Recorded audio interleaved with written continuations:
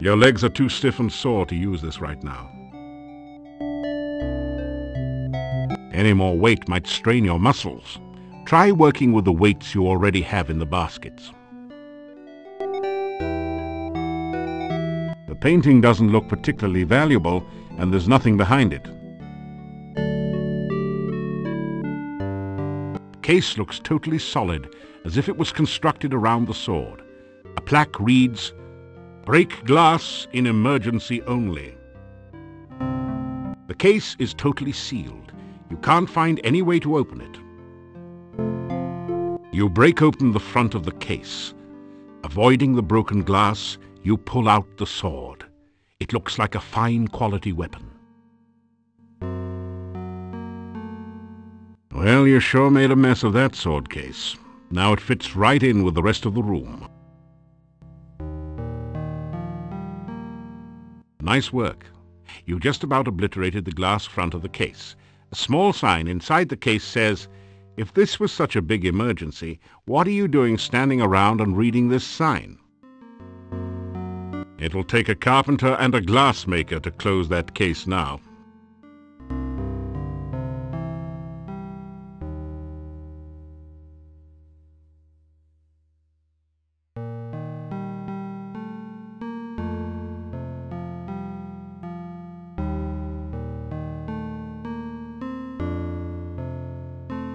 The grapnel is caught in the big ring with the rope dangling down from it. That was an interesting exercise. In frustration, you really haven't a clue about how to climb.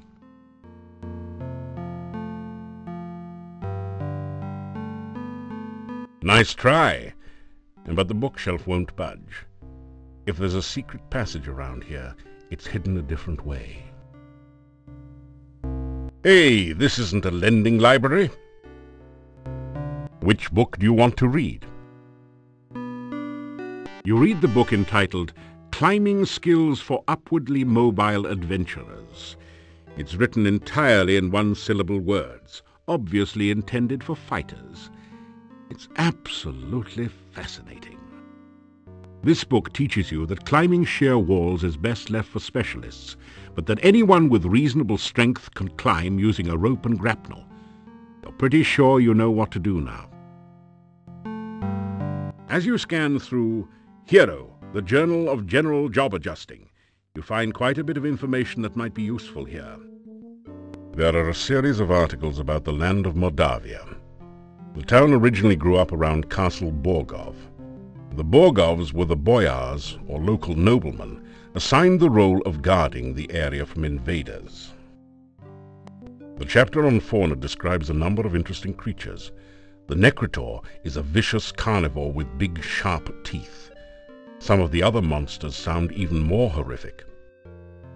In the forest lives the Lishi, a creature known for playing practical jokes on travelers and playing riddle games, but which can also be helpful to those it likes. You learn about the Rusalka, the spirit of a murdered unmarried woman. Such spirits are said to inhabit lakes and rivers. They try to avenge themselves by drowning any man foolish enough to approach them. You could really learn a lot by reading this magazine thoroughly instead of just browsing through it. Isn't it nice that we included a complete copy in your game box? The book turns out to be an advertising brochure. It says, "I, Dr. Cranium, predict that someday one of my descendants will become the subject of a major computer game. The Castle of Dr. Brain from Sierra Online." Jeez, how cheesy can you get? This book teaches the ancient Oriental art of talk fu. How to overcome opponents by attacking them with the unpronounceable names of martial arts forms and confusing them with fortune cookie wisdom. You get lost somewhere between karate and kuksul.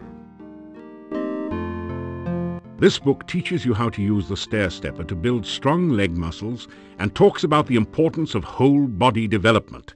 It says to build up your strength gradually by adding weights to the baskets. You go through the book on climbing again to make sure that you're clear on the techniques. It's still interesting, but you don't learn anything new.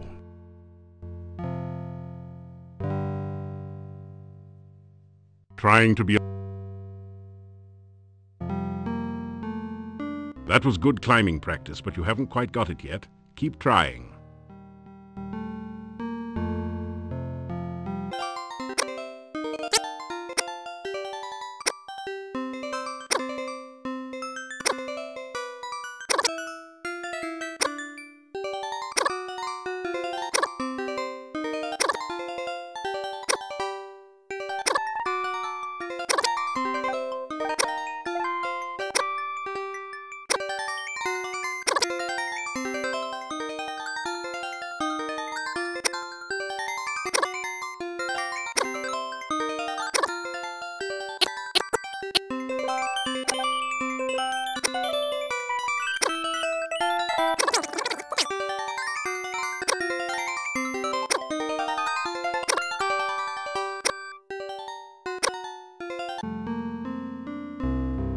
Well, that was fun. Now you feel like climbing something even higher, like Mount Tana.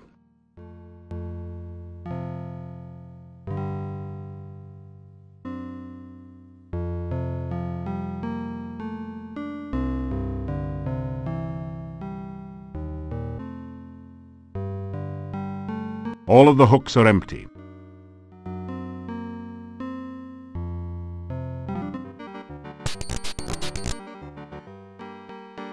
Through the open window, you can see the Burgomeister's sparsely furnished office. Doors inside lead to a cell and to the Burgomeister's private quarters. These old oaks seem to have been here for a long time. The buildings seem to have been constructed to leave room for them.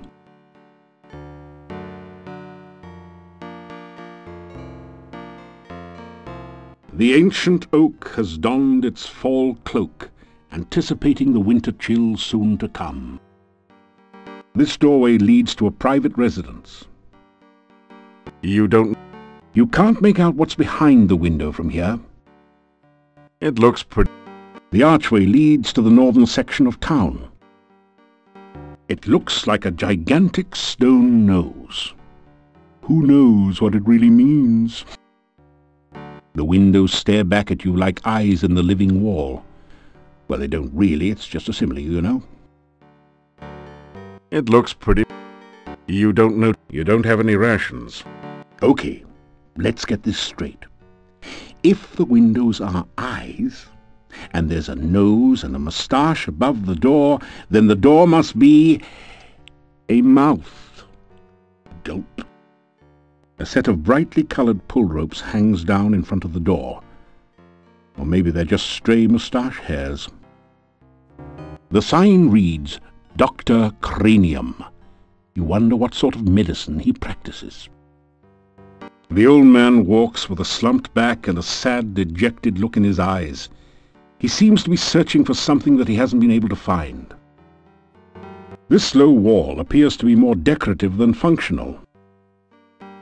You think about scaling the tree, but decide to practice somewhere else. This just isn't the right climate to climb it.